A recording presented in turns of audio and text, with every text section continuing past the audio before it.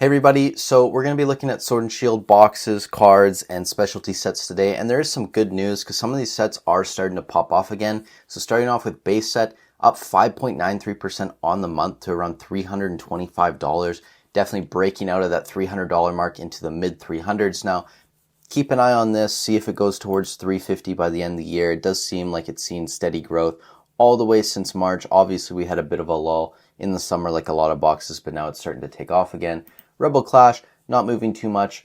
If we look at the 1 month chart, up 0.7%. So really not doing a lot at all, especially on TCG Player, sitting around that 220, 225 mark. Darkness Ablaze, kind of the same thing, around 154, up 0.22 percentage points on the month. Vivid Voltage, up 1.27% to 144. The Chonkachu is actually coming down, which I believe we're going to be looking at later, but it's good to see that the sealed box is slowly moving up. Battle Style, same thing, up 1.46%, 134.79. Obviously, some sales over 140, some below. And I can't remember if this is still in stock on the Pokemon Center. Obviously, it went out, came back in. I'm not sure if it's sold out again, but I imagine it's not if it's still sitting around this point. But Battle Style slowly creeping up. Chilling Reign, same thing, up 5.77% on the month, up to 218.47. That's definitely good to see, even as a lot of these cards, like the Blaziken, are getting pummeled, which again we'll look at later. It's good to see that the box is still retaining value, if not gaining again.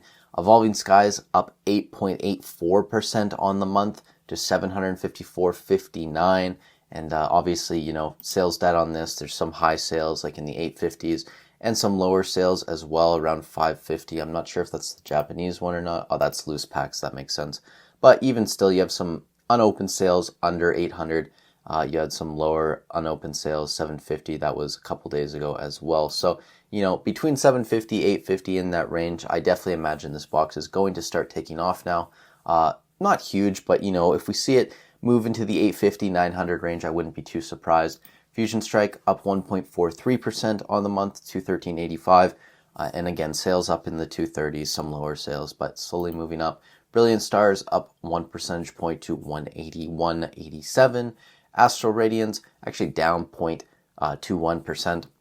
Still sitting in that 165, 170 range. You're going to see some sales up above 180 there. Lost Origin, big one, up 7.3% on the month, up to 220, almost 221 again. So that's definitely a good sign to see. Obviously, there were rumors of restocks or, resupplies of this box. After it sold out, came back down, and, it's kind of just been floating in that 180 to 210 range for a while. So we're going to see if it can break through finally. And then Silver Tempest, which I still believe is in stock on the Pokemon Center, up 4.56% into the low 160s now. If we want to look at a couple specialty sets, Shining Fates down 3.39% on the month, sitting around 47.50. A longer term look at this though, it's definitely a good sign to see that it's breaking out of that low $40 mark. I believe actually we had sales above $50 back in September. I think we covered that on the channel. But sitting in that, high 40s range at this point. Pokemon Go, down 0.73% on the month. Again, this hasn't done anything on the year, right? Like it says it's up. Decent if you look at the last 12 months, right? But from the start of the year, really hasn't done too much. Started around 40. It's still in that $40 range there. And then Crown Zenith, we have seen a fall off, but up 3.38% on the month still for the ETB. I imagine the reason for this fall, as we look at the booster bundle, which is down 16.34%. This was up around $43, now in the low 30s, and I imagine will go lower.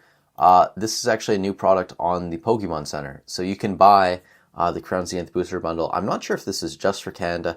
I imagine you guys in the States have this as well, but currently you can buy Crown Zenith Booster Bundles for $32 Canadian plus tax, so it comes out to $33.64 or whatever. So yeah, I mean, if you guys wanted to get Crown Zenith, this is a way better price than I think most of us could find. So if you got a bit of money and you're bullish on Crown Zenith, this is definitely a good opportunity to buy these right now. And then just to look at a few cards to close out this video, the Tyranitar, yes, this is lightly played holofoil here. If we look at near mint sales, it is selling in that 140 range, still 145. Sales up to 167 almost. That was a couple days ago as well. So it's good to see that the Tyranitar is retain a fair amount of its value still. The Blaziken, unfortunately, we can't say the same. $276, again, down 5.77% on the month. And their sales actually lower than that too. So a lot of the most recent sales, right? We had one at 285, but then one at 246, one just above 250, and one at 271. So this card might even come down further into the 250, 260 range. And this thing has just been getting, this is actually getting crushed, guys. Whatever you want to argue. Over $400 down to around 275. Not looking good for the Fire Chicken there. Umbreon, the Moonbreon, up 6.82% on the month, sitting around $630. According to TCG Player, it's obviously a lot higher than this. If we look at most recent sales, near mid holofoils going for $900, $1,500. That seems kind of insane. Oh, that's a PSA 10. That makes sense. That makes sense, guys. This might be a PSA 1 too. VMAX alternate art with a case. So, you got to find some of the near mint sales. I imagine this one's legit. Almost $1,100, $1,000, $980. So again, this is the past couple days. It looks like this card is going to continue to move up again. Or make a little run there at least. Same thing with the Gengar, up 1.96%. So it is trending upwards. That's definitely good to see. This card seems to be a lot more stable than the Umbreon, at least in, kind of what's going to happen with the card. It's a bit more predictable. It is down big over the past 6 months, down almost 10%. Obviously, we saw a high over $400. So it on the year, it's up, doing a lot.